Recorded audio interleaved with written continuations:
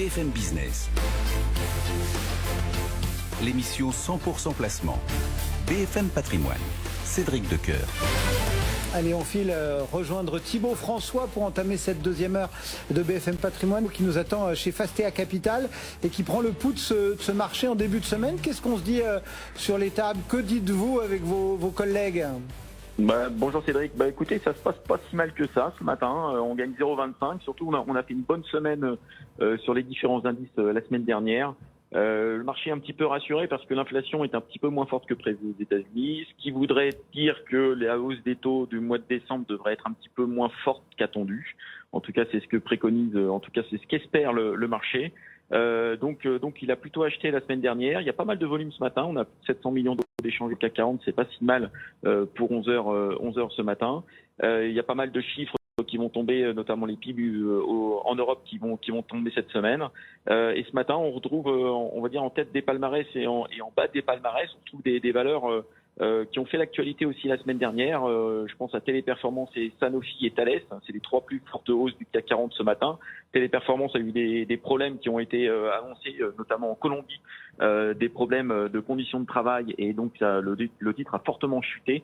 C'est un titre qui est une prédominante ESG assez forte, et donc la sanction a été très forte la semaine dernière avec une baisse en journée de plus de 30% sur Téléperformance. Donc un rebond ce matin, notamment il y a a priori une réunion qui va avoir lieu entre le ministère du Travail et le groupe qui est annoncé pour mercredi, donc un rebond assez significatif de Téléperformance ce matin avec une hausse de plus de 5%. On a aussi Sanofi qui prend un peu plus de 3%. Sanofi qui a été attaqué la semaine dernière un petit peu aussi, d'ailleurs toutes les majors de la santé avec Eli Lilly, notamment il y a un fond compte Twitter qui a lancé des rumeurs, de fausses rumeurs, et donc les titres ont été assez pénalisés la semaine dernière. En Thales, c'est un petit peu la même situation avec de fausses rumeurs qui sont arrivées vendredi sur le groupe Thales qui a fortement baissé. Donc un rebond, on va dire, assez logique de ces trois valeurs. Et puis à contrario, on retrouve en bas du palmarès du Kering, du Hermès, avec le Covid qui refait surface, notamment en Chine, et donc les valeurs chinoises qui sont plutôt attaquées, en tout cas les prédominantes chinoises qui sont attaquées ce matin. Donc on va dire une tendance de fond qui est plutôt favorable, et quelques actualités quand même assez nourries sur les différentes les valeurs qui composent le CAC 40. Oui, et notamment Téléperformance.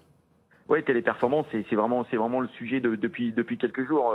C'est vrai que les critères ESG ont pris de plus en plus de place dans la gestion au quotidien. On s'aperçoit que sur la moindre news, il peut y avoir des bouleversements assez importants sur le cours des valeurs, même sur les valeurs du CAC 40. Donc Téléperformance fait partie des valeurs du CAC 40. C'est notre champion quand même de la croissance depuis de nombreuses années. Et là, c'est vrai que elle a attaqué sur ses critères ESG, notamment sur les conditions de travail en Colombie. C'est à peu près 10% de l'activité du groupe, donc c'est quand même significatif. Même si la baisse est extrêmement importante d'un point de vue financier, elle ne se justifie pas d'un point de vue financier parce que l'activité continue à tourner. Mais c'est vrai que les critères ESG ont pris le pas, et notamment on s'en aperçoit depuis le début de l'année avec ce qui se passe sur Orpea.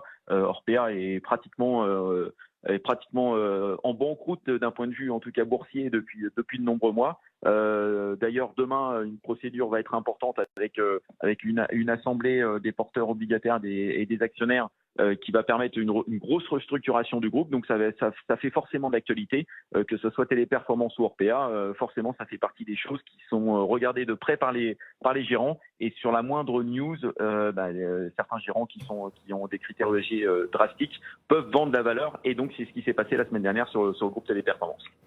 Merci beaucoup Thibaut pour ces quelques éclairages sur cette séance et sur ce dossier. Donc Téléperformance qui